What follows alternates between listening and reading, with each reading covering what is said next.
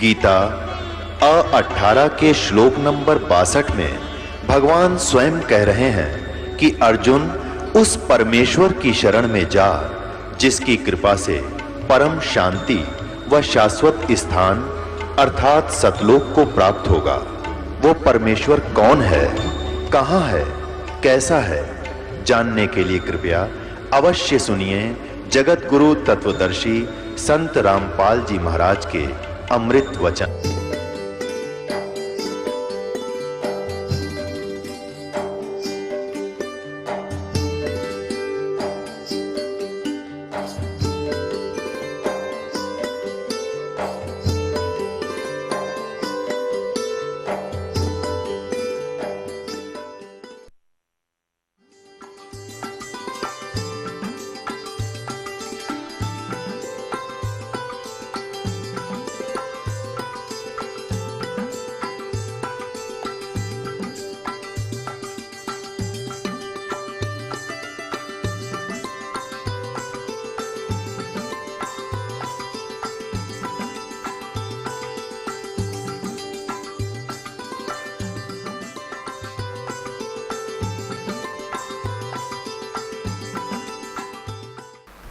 अभी आपको श्रीमद् भगवत गीता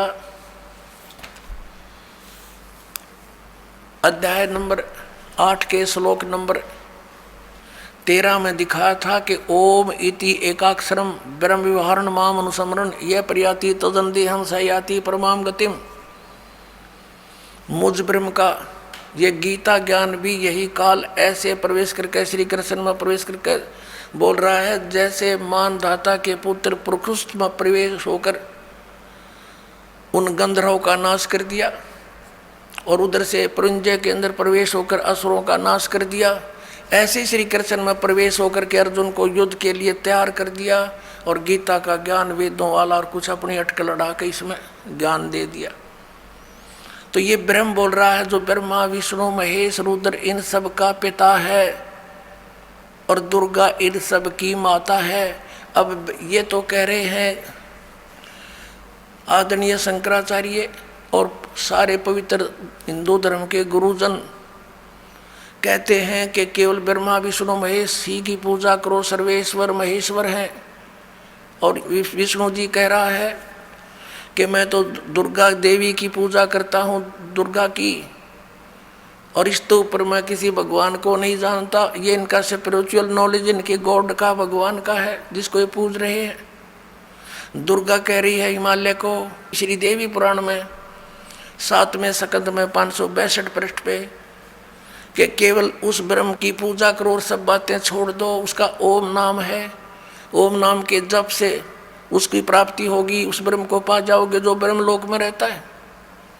और ये ब्रह्म क्या कहता है कि मेरा तो एक ओम अक्षर है और इसकी साधना करने से ओम से जो होने वाली परम गति है वो प्राप्त हो जाएगी। कहाँ जाएंगे? ब्रह्मलोक में। ब्रह्मलोक में गए हुए प्राणी भी फिर पुनरावृत्ति में। गीता जी अध्याय नंबर 8 के श्लोक नंबर 16 में लिखा, देखिएगा। अब ये तो आपने अध्याय नंबर 8 का और श्लोक नंबर 13 अभी पढ़ा था पहले भी, फिर देख लेते हैं। ओम इति एकाक्षरम ब्रह्म विहरण माम अनुसमरण ये प्रियाति तजंदेहम सयाति परमाम गतिम। ओम एक अक्षर, माम ब्रह्म मुझ ब्रह्म का, केवल यह एक अक्षर ओम है। ओम का इन्होंने अनुवाद ऐसे किया है, ऐसे कहो तो ऐसे लिख लो, एक का बात है। तो उसकी परम गति होती है जो ओम नाम के सतर की, वो कहाँ जाता है? ब्रह्मलोक में चला जाता है। जैसे अभी आपने श्री देवी पुराण में पढ़ा कि श्री देवी जी कहती हैं कि तुम ओम नाम का जाप कर और उस ब्रह्म को प्राप्त हो जाएगा, ब्रह्मलोक में चला जाएगा। अब ब्रह्मलोक में गए प्राणी फिर पुनरावृत्ति में आते हैं, देखिएगा। ये गीता अध्याय नंबर 8 का और श्लोक नंबर 16। हे अर्जुन, ब्रह्मलोक पर्यंत सब लोग पुनरावृत्ति में हैं। यहाँ देखना, इन्होंने स्टार लगा रखे पुनरावृत्ति का, यहाँ परिभाषित किया है, अर्थात जिनको प्राप्त होकर पीछे संसार में आना पड़े, ऐसे इसको पुनरावृत्ति कहते हैं। ब्रह्मलोक तक पर्यंत, ब्रह्मलोक तक जितने भी लोग हैं उनमें गए हुए प्राणी भी पुनरावृत्ति में जन्म मृत्यु होती है। और ये स्वयं भी स्वीकार करता है गीता ज्ञानदाता कि अर्जुन तेरे और मेरे बहुत जन्म हो चुके, तू नहीं जानता मैं जानता हूं। तो ब्रह्म इनकी पूजा करने वाला भी जन्म मृत्यु में बना रहा तो परम शांति नहीं। गीता जी अध्याय नंबर 17 के और श्लोक नंबर 23 में कहा है कि उस सच्चिदानंद ब्रह्म को पाने का किसको, जहां जाने के बाद साधक फिर लौटकर संसार में कभी नहीं आते। देखिएगा अध्याय नंबर 15 का पंचदशो अध्याय 15वां अध्याय का ये प्रथम मंत्र है कि ऊर्ध्व मूलम अधः शाखम अश्वत्थम प्राहु अव्यम छंदासी यस्य प्रणानी ये तम वेद स वेदवित। अब ये क्या बताया है कि आदि पुरुष परमेश्वर मूल आले ऊपर को जड़ है वो तो पूर्ण परमात्मा है। अधः शाखम नीचे को शाखा, ये अनुवाद गलत किया है ब्रह्मा रूप मुख्य शाखा वाला। देखिएगा इस 2 नंबर श्लोक में अधः अधः 2 जगह है, इनका अनुवाद इन्होंने खुद किया है। यहाँ पर अधः माने नीचे, अधः माने नीचे, अधः माने नीचे, अधः माने नीचे। तो अधः यहाँ नीचे लिखना था, ऊपर को जड़ वाला, ऊपर को मूल वाला। आदि पुरुष परमेश्वर तो समझो उल्टा लटके संसार रूपी वृक्ष की जड़ है और नीचे को शाखा है, ये समझो। इसकी तरफ संकेत है ये गीता जी अध्याय नंबर 15 के श्लोक नंबर 1 में ऊर्ध्व मूलम अधः शाखम अश्वत्थम प्राहु अव्यम। ये है वो उल्टा लटका हुआ संसार रूपी वृक्ष, ऊपर को जड़ और नीचे को शाखा वाला। अब तीनों गुण यहाँ देखिएगा। अब गीता जी अध्याय नंबर 15 का श्लोक नंबर हम 1 पढ़ रहे हैं। इसका अर्थ है कि जो ऊपर को जड़ नीचे को शाखा, बिल्कुल स्पष्ट है अधः शाखम। इन्होंने तो अड़ंगा डांड तो मतलब था, ज्ञान था ही नहीं। संसार रूपी पीपल के वृक्ष को अविनाशी कहते हैं। वेद जिसके पत्ते कहे गए हैं, उस संसार वृक्ष को जो पुरुष मूल सही तत्व से जानता है स वेदवित, वह वेद के तात्पर्य को जानने वाला है, अर्थात वो तत्वदर्शी संत है। सह वेदवित तत्व से जानता है तो वह वेद के तात्पर्य को जानने वाला था, तो वो तत्वदर्शी संत है, इसका अर्थ ये। और फिर हम ज़्यादा ना कहकर हम सिर्फ ये लेंगे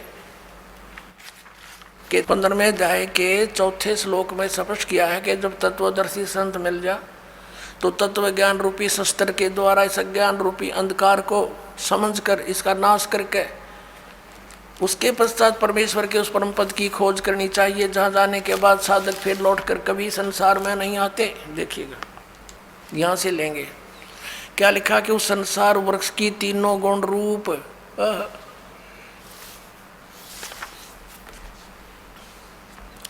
विषय पर वाला शाखा, तीनों गुण रूपता समझो उसकी विषय वासना वाली शाखा है, नीचे और ऊपर फैली हुई है। मनुष्य लोक में कर्मों के अनुसार बांधने के भी मुख्य कारण यही है, जो नीचे और ऊपर लोकों में फैली हुई है। ऊपर स्वर्ग लोक में, नीचे पाताल लोक में, पृथ्वी लोक पर ज्ञान बोला ही जा रहा है। अब ये तीनों गुण रूपी शाखा है। 3 गुण क्या है? रजगुण ब्रह्मा, सतगुण विष्णु, तमगुण शिव जी। देखिए मार्कंडेय पुराण, प्रकाशक है, मुद्रक है, गीता प्रेस गोरखपुर, गोविंद भवन कार्यालय कोलकाता का संस्थान। ये इनके फैक्स और फोन नंबर है। इसके 123 पृष्ठ पर देखिएगा, ये संक्षिप्त मार्कंडेय पुराण 122 के नीचे आएंगे, फिर साथ में इधर 23 है। अब मार्कंडेय जी बोले मुने, अब यहाँ जाते इसके सामने ही। इस प्रकार स्वयंभू परमात्मा की 3 अवस्थाएं हैं। रजोगुण प्रधान ब्रह्मा, तमोगुण प्रधान रुद्र, सतोगुण प्रधान विश्वपालक विष्णु है। ये ही 3 देवता हैं और ये ही 3 गुण हैं। कंसेप्ट क्लियर हुआ? समझदार को संकेत ही बहुत होता है। अब फिर पढ़िएगा इस पवित्र श्रीमद् भगवत गीता अध्याय नंबर 15 के श्लोक नंबर 1, 2 से आगे। एक तो पढ़ लिया आपने, अब 2 को देखिए। अध्याय नंबर 15 श्रीमद् भगवत गीता नंबर 2 में क्या कहा है कि इस संसार वृक्ष की तीनों गुण, रजगुण ब्रह्मा, सतगुण विष्णु, तमगुण शिव जी रूपी शाखा परमेश्वर कबीर जी ने आकर बताया था कि जो संत संसार रूपी वृक्ष के सभी विभागों को भिन्न भिन्न बता देता है, स वेदविद, वह तत्वदर्शी संत है। कबीर परमेश्वर ने 600 वर्ष पहले कहा था, अक्षर पुरुष एक पेड़ है, निरंजन यानी सर पुरुष वा की डार, और तीनों देवा शाखा हैं, ये पात रूप संसार है। तो वो थे भगवान जो तत्वदर्शी संत की भूमिका करने आते ही आते हैं, वो ज्ञान वही समझाते हैं। तो ये बता कि तीनों गुण, रजगुण ब्रह्मा, सदगुण विष्णु, तम गुण शिव जी, ये जड़ तो पूर्ण परमात्मा स्वयं परम अक्षर ब्रह्म कबीर देव कबीर साहब हैं, ये कबीर साहब हैं। और अक्षर पुरुष ये तना है, शर पुरुष ये डार है। इसके 3 पुत्र हैं, रजगुण ब्रह्मा, सदगुण विष्णु, तम गुण शिव जी, ये शाखा है। और पात रूप ये सब यहाँ के तीनों लोकों के प्राणी हैं। अब आपके ये पवित्र श्रीमद् भगवद गीता जैसा पवित्र सदग्रंथ समझ में आवेगा। अभी तक तो इन्होंने अज्ञान बना रखा था, सब कुछ श्री कृष्ण को ही बना रखा था, यानी विष्णु जी को ही। देखिएगा अध्याय नंबर 15 का श्लोक नंबर 2 हमने पढ़ रहे हैं हम। उस संसार वृक्ष की तीनों गुण, रजगुण ब्रह्मा, सदगुण विष्णु, तम गुण शिव जी, ये जल से बड़ी हुई नहीं। विषय परवाला शाखा, ये तो शाखा हैं, नीचे और ऊपर फैली हुई हैं, यानी 3 लोकों पर, पाताल लोक, पृथ्वी लोक और स्वर्ग लोक पर इन भगवानों का आधिपत्य है। एक गुण का एक विभाग के मंत्री हैं ये। और कर्मा के अनुसार बांधने वाली भी मुख्य कारण, मुख्य जड़ें, यानी ये हमें यहाँ बांधे रखती हैं, फंसाए रखते हैं, नीचे और ऊपर फैली हुई है। सभी लोकों में नहीं, ऊपर और नीचे फैली है। अब तीसरे में कह गीता ज्ञानदाता कहता है, इस संसार का स्वरूप जैसा कहा है वैसा यहाँ विचार काल में नहीं पाया जाता। अब क्या कहता है ये गीता ज्ञानदाता कि जो तेरा और मेरा डिस्कशन चल रहा है इस गीता के ज्ञान में, मैं इस पूरे ब्रह्मांडों के सारे संसार रूपी वृक्ष की यानी सभी ब्रह्मांडों की जानकारी नहीं रखता। मुझे इसके आदि और अंत का, स्थिति का कोई ज्ञान नहीं। इससे ये भी सिद्ध हो गया कि गीता ज्ञान दाता जो है ये सर्जन करता नहीं है, ब्रह्मांडों का रचने वाला नहीं है, वो कोई और भगवान है जिसने सब ब्रह्मांड रचे। देखिएगा 15वें अध्याय का 3, ये क्या कहता है कि इस संसार वृक्ष का स्वरूप जैसा कहा है वैसा यहाँ विचार काल में, तेरे मेरे डिस्कशन में, गीता जी के ज्ञान में नहीं पाया जाता, क्योंकि न इसका आदि है और न इसका अंत है, यानी मुझे इसके आदि अंत का कोई ज्ञान नहीं, गीता ज्ञानदाता कहता है, और न इसकी अच्छी प्रकार स्थिति है। इसलिए इस सुविरुद्ध मूलम, मूल कौन है? परम अक्षर ब्रह्म और ऊपर के लोक, वो तो अविनाशी हैं, शुद्ध अति दृढ़ हैं, और नीचे के अति दृढ़ मूल वाले अश्वत्थम, इस पीपल के वृक्ष को, संसार रूपी वृक्ष को, दृढ़ेन दृढ़ असंख्य शस्त्रेण, वैराग रूप नहीं, तत्व ज्ञान रूपी शस्त्र द्वारा काट कर, अर्थात उस तत्व ज्ञान से तत्वदर्शी संत मिलने के पश्चात उसको अच्छी तरह समझकर, अब चौथा 15 में जाएगा, चौथा, उसके पश्चात उस परम पद रूप परमेश्वर को भली भांति खोजना चाहिए, जिसमें गए हुए पुरुष यानी साधक फिर लौटकर संसार में नहीं आते। और जिस परमेश्वर से पुरातन संसार वृक्ष की प्रवृत्ति विस्तार को प्राप्त हुई है, अर्थात जिस परमात्मा ने सारे संसार रूपी वृक्ष की रचना की है, सारे ब्रह्मांडों की रचना की है, उसी आदि पुरुष नारायण की मैं शरण हूँ, आदम पुरुषम, उसी आदि पुरुष यानी गीता ज्ञानदाता से कोई अन्य है उसकी शरण में हूँ, इस प्रकार दृढ़ निश्चय करके उस परमेश्वर का पर्वदेवा ने पूजा करनी चाहिए। ये तो अपनी अटक लड़ाते हैं जैसा ये करते हैं, ध्यान दो, पर्वदेवा ने उसकी पूजा करनी चाहिए। गीता ज्ञानदाता कहता है कोई और है वो पूज्य। पुण्यात्माओं, सुबह के सत्संग में विषय था कि 3 परमात्मा मुख्य रूप में, 3 पुरुष, सरपुरुष, अक्षर पुरुष और परम अक्षर पुरुष। तो यहाँ पर जो परम अक्षर पुरुष है, हम उसकी तरफ संकेत करते हैं कि वो है, वो पूज्य, वो कौन है? वो स्वयं कबीर भगवान है, कबीर देव है, जिसने 600 वर्ष पहले आकर वो लीला की थी जो वेद बताते हैं और हमारे सदग्रंथों में विद्यमान है। अब इस विषय को ज़्यादा ना बढ़ाकर दास उस प्रसंग पर आते हैं कि गीता ज्ञान दाता तो कहता है कि उस परम अक्षर ब्रह्म की पूजा करो, उसके विषय में तत्वदर्शी संतों के पास जाओ, जैसे चौथे अध्याय के 34वें श्लोक में कहा है। अध्याय नंबर 4 के श्लोक नंबर हम 32 को पढ़ेंगे। ये 32 इस प्रकार यानी 25 से लेकर 31 तक इस प्रकार और भी बहुत तरह के यज्ञ यानी धार्मिक अनुष्ठान की जानकारी ब्रह्मणे मुखे, यहाँ गलत कर दिया ना वेद की वाणी। देखिए 17वें अध्याय के 23वें श्लोक में स्वयं ब्रह्मणे माने, ये देखिएगा अध्याय नंबर 17 का और श्लोक नंबर 23। इसमें क्या कहा है कि ओम तत्सत इति निर्देश है ब्रह्मणे तिर्विद समर्थ ब्राह्मणा तेन वेदा च यज्ञा च विहिता पुरा। अब यहाँ ओम ओम तत् तत् सत सत, ये 2 सांकेतिक शब्द हैं, दास बताएगा। इति यह 3 प्रकार का सच्चिदानंद घन ब्रह्म, ब्रह्मणे माने सच्चिदानंद घन ब्रह्म का नाम कहा है। यहाँ सच ब्रह्मणे माने सच्चिदानंद घन ब्रह्म गीता ज्ञान दाता से अन्य है। तो यहाँ इन्होंने चौथे अध्याय के 32वें श्लोक में अनरच कर दिया। इस ब्रह्मणे शब्द है ब्रह्मणे मुखे एवं विभुविदा, इस प्रकार बहुत प्रकार की यज्ञ माने धार्मिक अनुष्ठान, विचिता माने विस्तार पूर्वक ब्रह्मणे मुखे सच्चिदानंद घन ब्रह्म के द्वारा अपने मुख कमल से बोले गए हैं, वो तत्व ज्ञान है। इस प्रकार और भी बहुत प्रकार के यज्ञ यानी धार्मिक अनुष्ठानों की जानकारी यहाँ लिखना था। सच्चिदानंद घन ब्रह्म की वाणी में, कबीर वाणी में विस्तार से कहे गए हैं। उन सब को तू कर्म जान, जैसा भी होने वाला जान, इस प्रकार तत्व से जानकर तू उनके अनुष्ठान द्वारा, उस साधना के द्वारा कर्म बंधन से तू सर्वथा मुक्त हो जाएगा।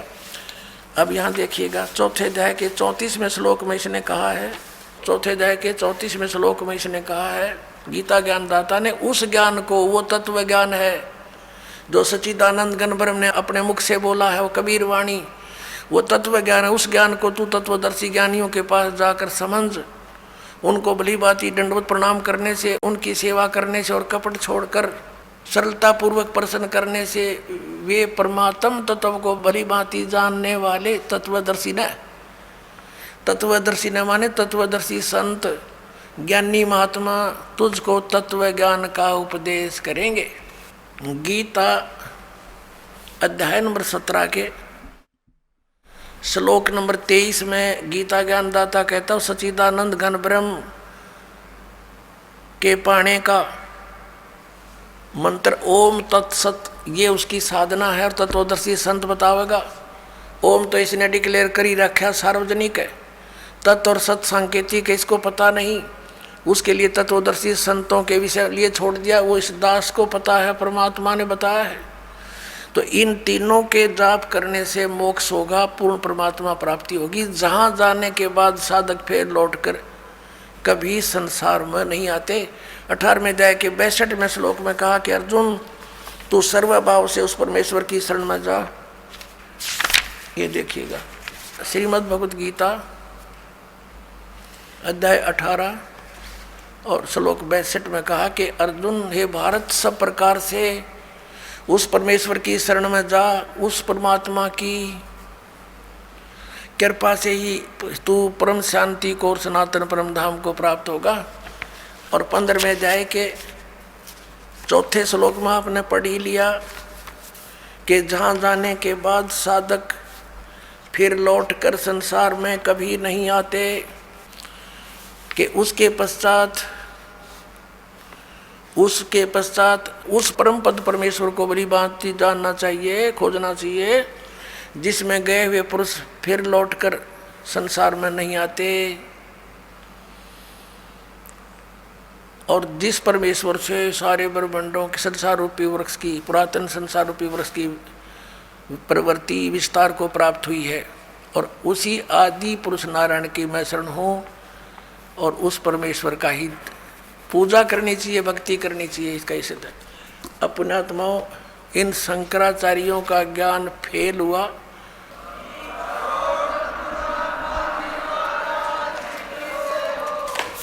अब पुण्यात्माओं, ये दास अभिमान से नहीं कहता, क्योंकि ज्ञान ना तो इन शंकराचार्यों का बनाया हुआ, ये तो वेदों और गीता और पुराणों में लिखा है, ये उसको समझ नहीं सके, दास समझ गया, बस इतनी सी बात है।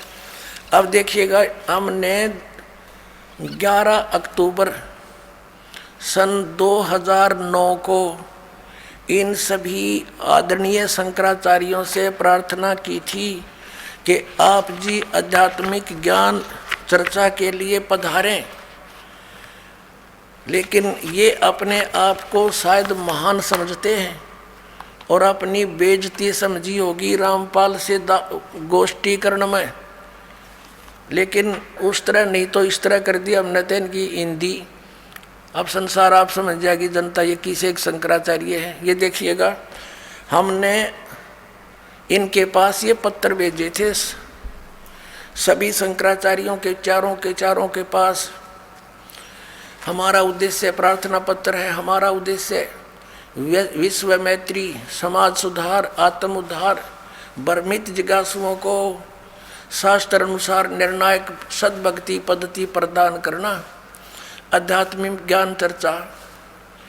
सभी हिंदू धर्म के माननीय शीर्ष शंकराचार्यों व अन्य सभी आदरणीय आचार्यों से हार्दिक प्रार्थना है कि वे सतलोक आश्रम बरवाला, जिला हिसार, हरियाणा, भारत में एकत्र होकर आध्यात्मिक ज्ञान चर्चा करें, ताकि भ्रमित भक्त समाज को सही दिशा मिल सके। उसके लिए हमने यहाँ से इनके पास प्रार्थना भेजी थी और इन्होंने सिग्नेचर दिए हैं। KS नारायण, एडमिनिस्ट्रेटर, श्री श्रृंगेरी मठ एंड प्रॉपर्टीज श्रृंगेरी, इतने। ये 16/8/2009 को ऐसे ये हमने सबके पास भेजा था। इन्होंने हमारे को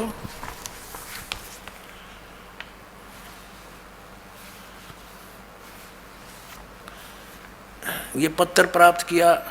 प्रेमचंद्र उपाध्याय, प्रबंधक, ज्योतिष मठ, ज्योतिष आचार्य, ज्योतिष मठ, उसको।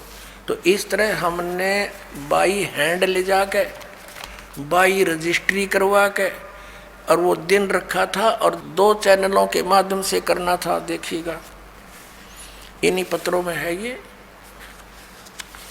इन्हीं पत्रों में ये है, यहाँ पर लिखा है।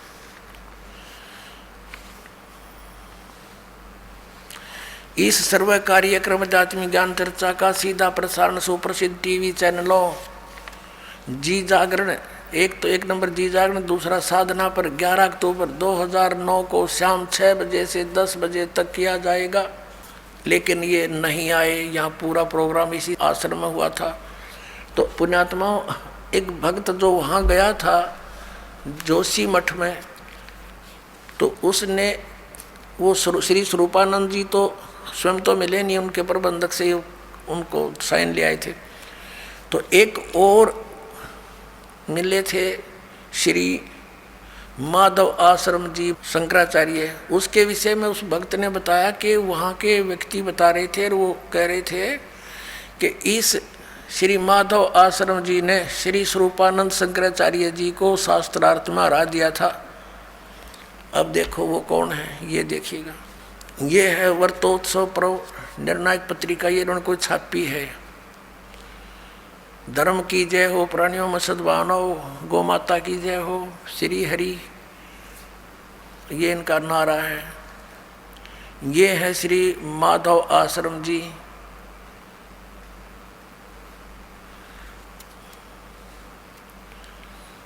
ज्योतिष पीठाधीश्वर, ये कहते हैं मैं अधिकारी, ये अपना अधिकार मानते हैं उस पर।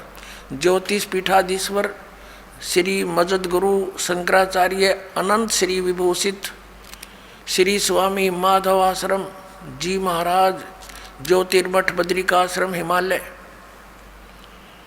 श्री कृष्ण बौद्ध धाम, 7 शंकराचार्य मार्ग, सिविल लाइन, दिल्ली चम्बन से यह यहाँ छपी है। और इनका भगवान कौन है, ये इनके भगवान देखिएगा। समाचार पत्र पंजीकृत धर्म सम्राट, ये नाम कोई है इनका। जगत गुरु शंकराचार्य, ज्योतिष पीठाधीश्वर अनंत श्री स्वामी, माधव आश्रम जी महाराज, बद्रिकाश्रम, हिमालय अध्यक्ष, अखिल भारतवर्षीय धर्म संघ, ये इनके पूज्य देवता हैं। भगवान राम परिवार। अब न्यों कह है, वो वहाँ के लोग कह रहे थे कि इसने श्री माधव आश्रम जी ने, इसका नाम है आदरणीय शंकराचार्य का माधव आश्रम जी महाराज, इन्होंने स्वरूपानंद जी को राय दिया और पूजा इनकी आए है। ये इनके भगवान, इन रजगुण ब्रह्मा, सतगुण विष्णु, तम गुण शिव जी, इन तीनों देवताओं की पूजा श्रीमद् भगवत गीता जी के अंदर मना किया है। 7वें अध्याय के 10 से लेकर 12 और 20 से लेकर 23 के श्लोक में, वो आने वाले समय में आपको दिखाएंगे। और ये उन्हीं की पूजा करते हैं। तो पुण्यात्माओं, सौभाग्य आपका, आपको सत्संग मिला इस बरवाला आश्रम में। पूरे विश्व में कहीं भी सत्संग नहीं है। बोलो सतगुरुदेव की जय हो। परम पिता परमात्मा पूर्ण ब्रह्म सारी सृष्टि के रचनहार कबीर परमेश्वर जी की असीम कृपा से आप पुण्यात्माएं सत्संग सुनने के लिए उपस्थित हुए। परमात्मा बताते हैं, मात पिता मिल जाएंगे 184 माँ, सतगुरु सेवा और भक्ति या फेर मिलन की ना। परमात्मा स्वयं आकर के हमें जगाते हैं।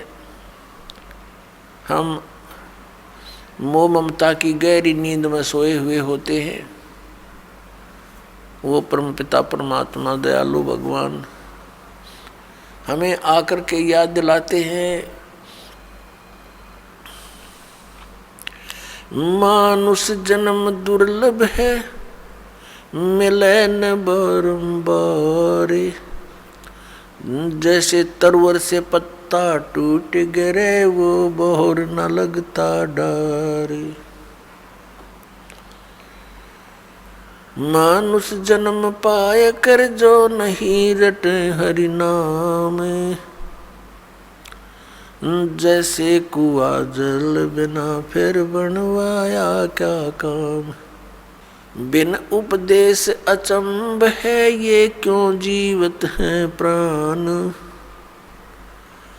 भक्ति बिना काठोर है, वो नर नाही पाषाण। अगम निगम को खोज ले, बुद्धि विवेक विचार। उदय अस्त का राज मिले, तो बिन नाम बेगारे। राम रटत कोडी भलो, चू चू पड़े जो चामे। ये सुंदर शरीर किस काम का, जा मुख नाही नाम। राम रटत दारिद्र भलो, टूटी घर की छान। वो सुंदर महल किस काम के, जहाँ भक्ति नहीं भगवान।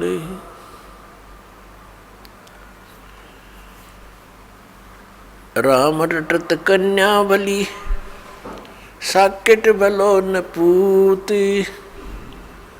जैसे बकरी के गल में गल थना, जिसमें दूध ना मूत। हमारे परमात्मा ने, हमारे पिता ने, हमारे जनक ने आकर के हमें ये ज्ञान बताया कि आप इस लोक के वासी नहीं हो, आप यहाँ के रहने वाले नहीं हो, और जिन इन संसारिक सुखों को आप सुख मानते हो, ये झूठा सुख है, ये अस्थायी है। आप जी को यहाँ रोके रखने के लिए आपको इतना विवश कर दिया इस काल भगवान ने। अपने तीनों पुत्रों को, ब्रह्मा जी को रजगुण युक्त बना दिया, विष्णु जी को सतगुण युक्त बना दिया और शंकर जी को, शिव जी को तमोगुण युक्त बना दिया। और इनके अंदर से निकल रही वो तरंग हम सभी प्राणियों को प्रभावित कर रही है।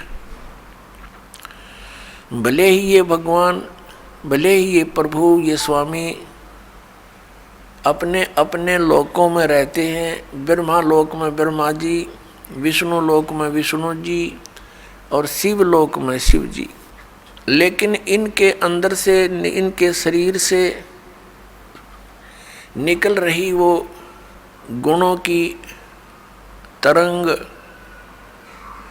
वो हमें प्रभावित कर रही है, यहाँ बैठों को। इन भगवानों के अंतर्गत, इन स्वामियों के अंतर्गत 3 लोक आते हैं। ये पृथ्वी लोक, ऊपर स्वर्गलोक और नीचे पाताल लोक।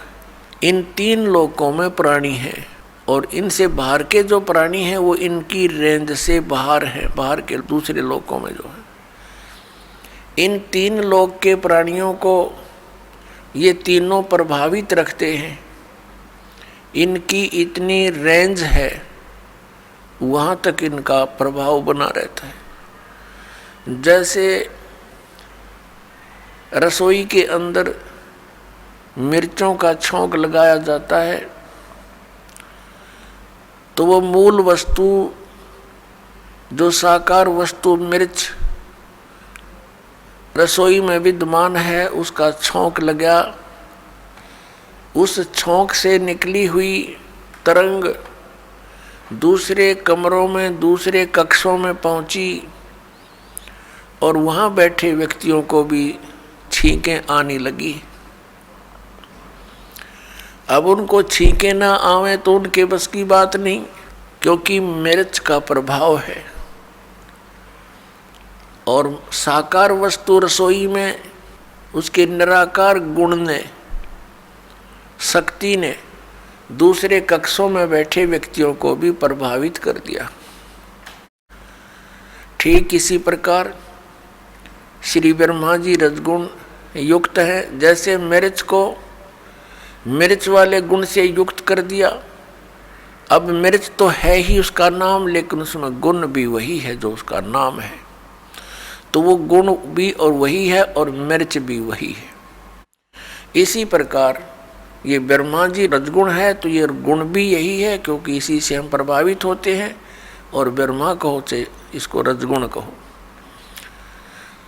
इसी प्रकार अन्य इन दोनों भगवानों की, सतगुण विष्णु, तमगुण शिव जी समझो। परमात्मा ने आके बताया कि तुम्हारे को बड़े सुनियोजित तरीके से षड्यंत्र रच कर आपको यहाँ रोक रखा है। अपने आत्मा, आप बहुत भोले हो, बालक हो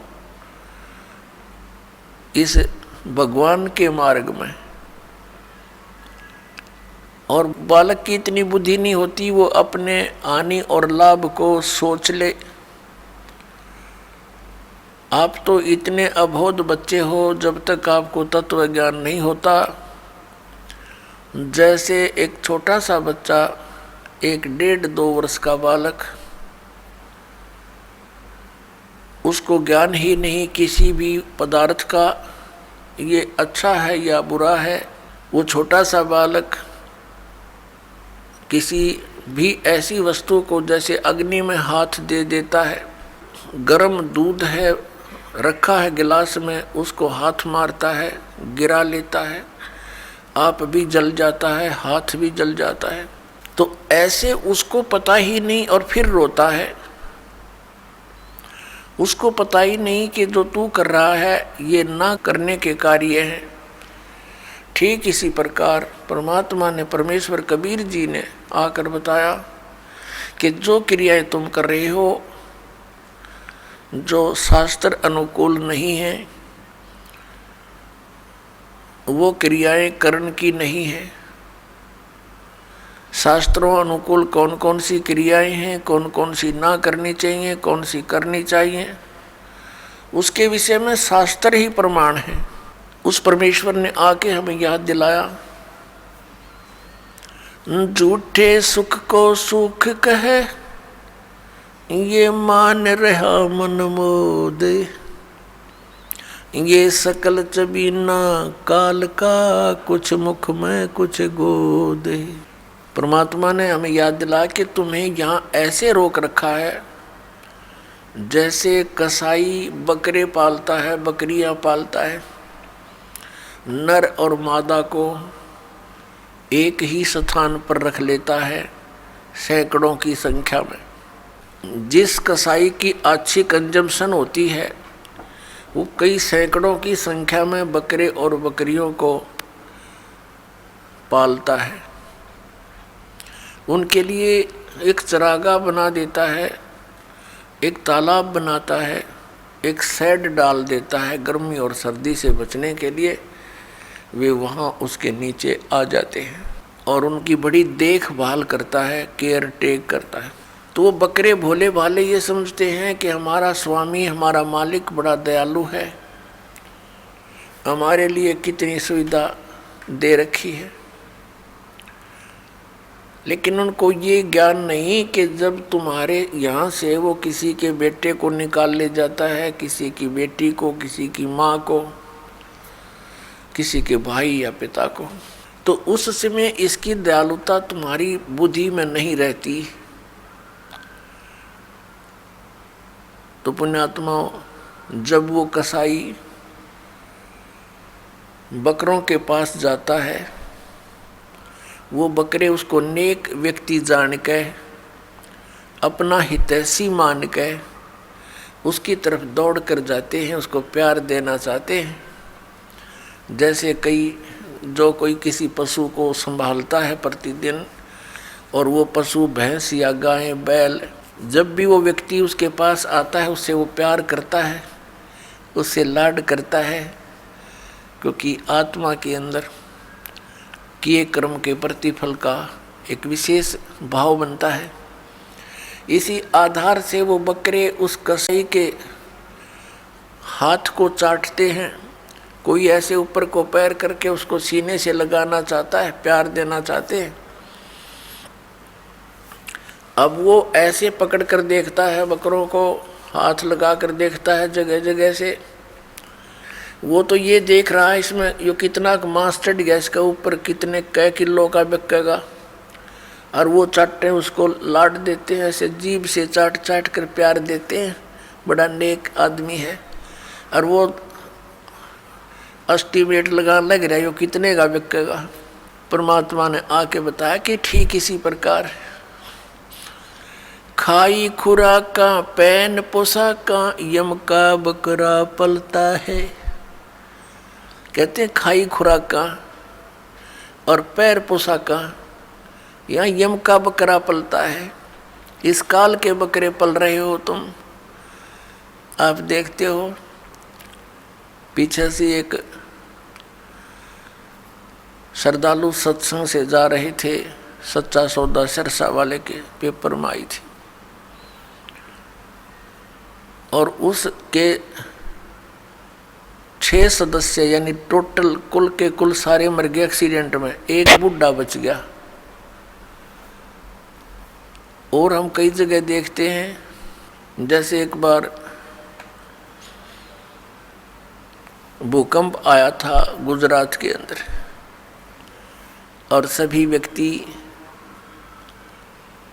26 जनवरी यानी गणतंत्र दिवस भारत का मनाने के लिए तैयार थे।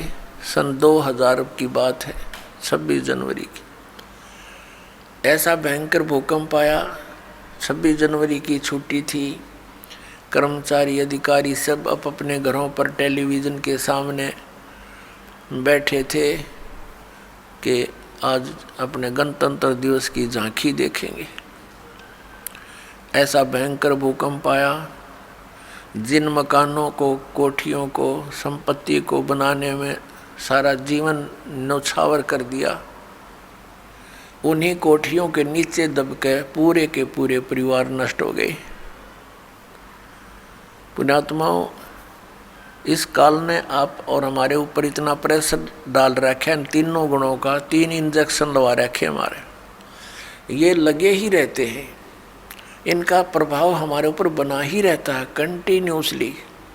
तो उसके कारण हम इतने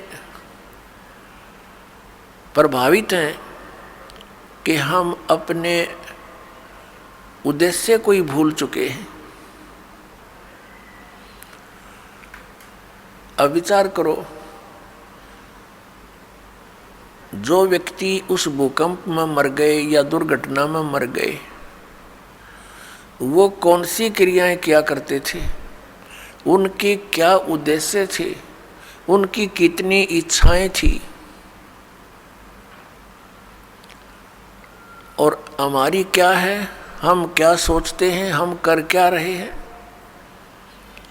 एक भक्त बता रहा था कि मेरी मामी बात न्योत कर आई थी, 5 लड़कियां थी, जिनमें से 3 का विवाह इकट्ठा ही था। 3 बेटियों का विवाह हो तो उस समय इस मनुष्य के माइंड की नीडल या सुई 100 से नीचे नहीं रहती। कभी उधर सोचा है ये करूँगा, वो करूँगा, चिंता ये बनाई रखी है, हमारे साथ इसने लगाई रखा है। बस की बात नहीं, हमारी परंपराएं ऐसी बन गई जो हमें केवल दुख ही देती हैं, सुख नहीं देती।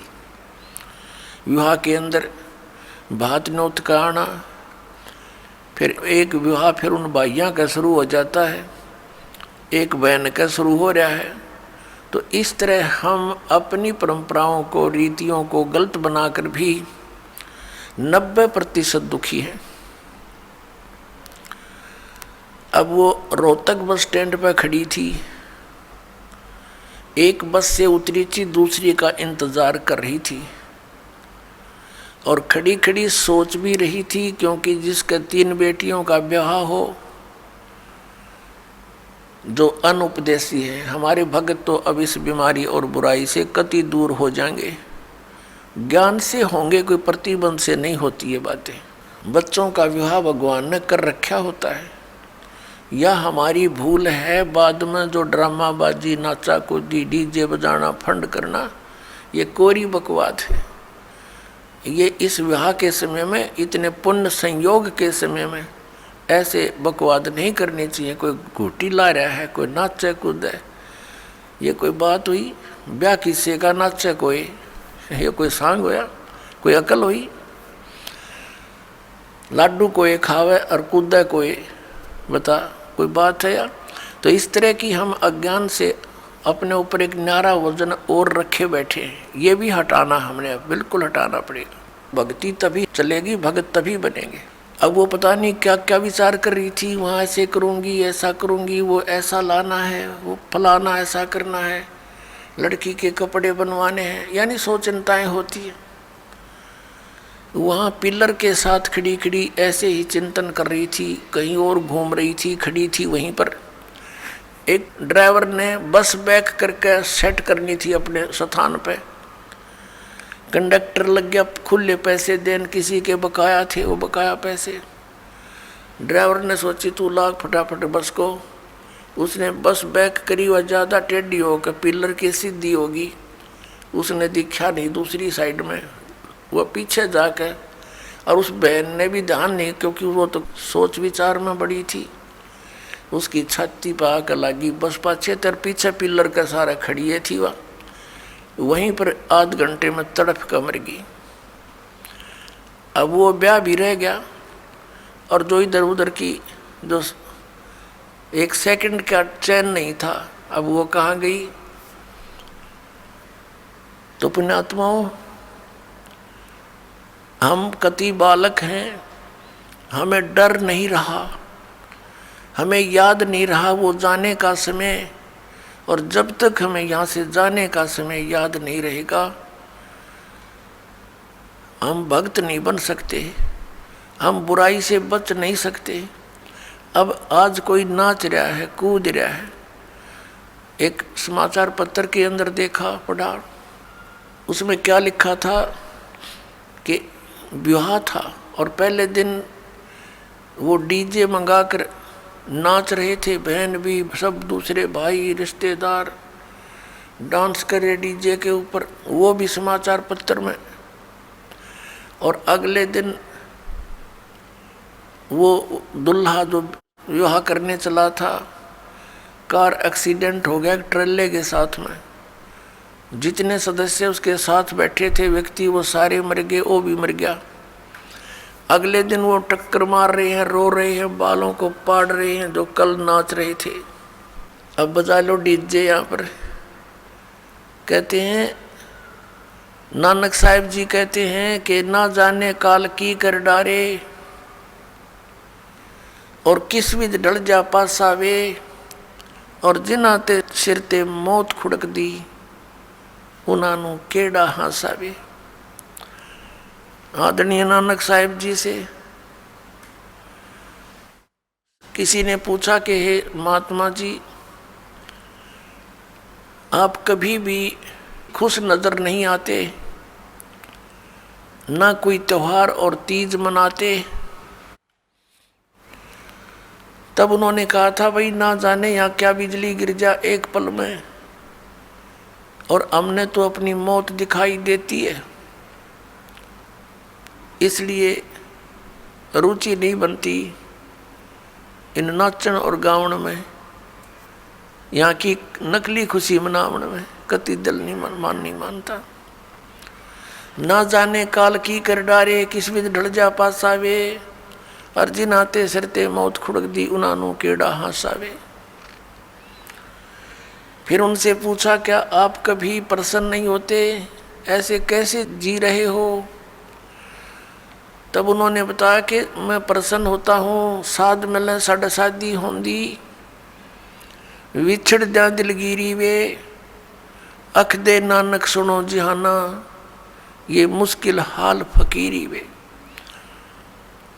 नानक साहिब जी कह रहे हैं कि जब मेरे भक्त, मेरी साध संगत यहाँ आती है सत्संग श्रवण करने के लिए, तो मेरी खुशी का कोई ठिकाना नहीं हो रहता। वो हमारे साथी है, वो हमारी खुशी है।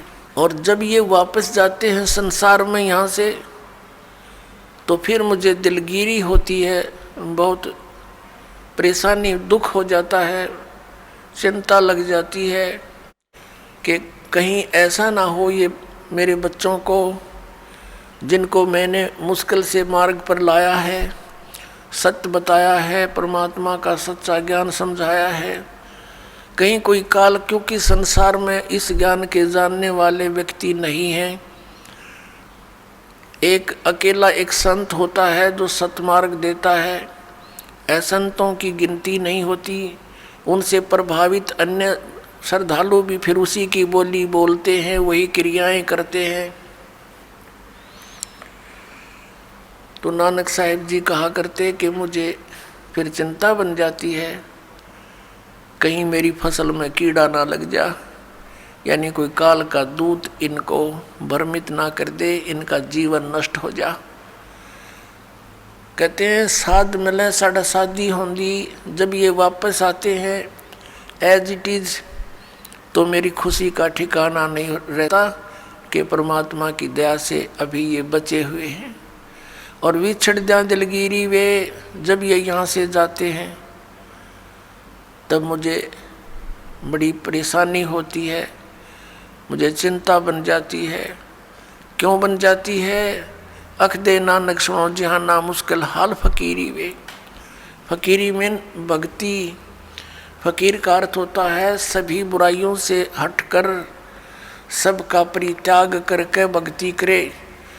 तो जैसे भी बुराइयां कुरीतियां संतों ने हटाने की चेष्टा की, तो अन्य समाज ने उसको लगाने की चेष्टा की, तो जिस कारण से भक्त और संसार के अंदर सदा से ही विरोध बना रहा, क्योंकि संसार की जो रीतियां रिवाज हैं वो काल प्रेरित है, वो यही रहने की है, और संतों की मर्यादा इस काल की मर्यादाओं से हटकर है, वो भक्ति बाधक है।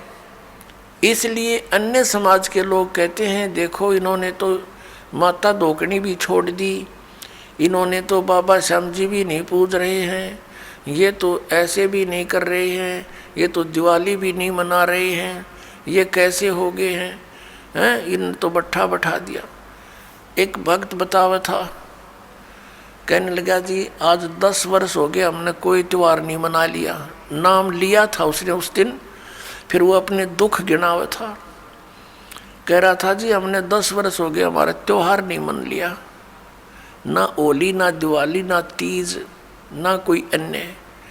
क्या कारण कि हमारा परिवार है, कभी तो हमारे घर में कोई खुद जवान भाई की मृत्यु हो जाती है, 1 वर्ष उसकी चिंता पूरी होती है, तब तक दूसरा कोई रिश्तेदार निकट में जैसे बहन का पति मर गया, फिर त्योहार मने नहीं, फिर कोई बिल्कुल साथ में का केताऊ का मर गया जवान, फिर ऐसे फिर लड़का मर गया। 10 वर्ष हो गए हमने त्यौहार नहीं बना लिया।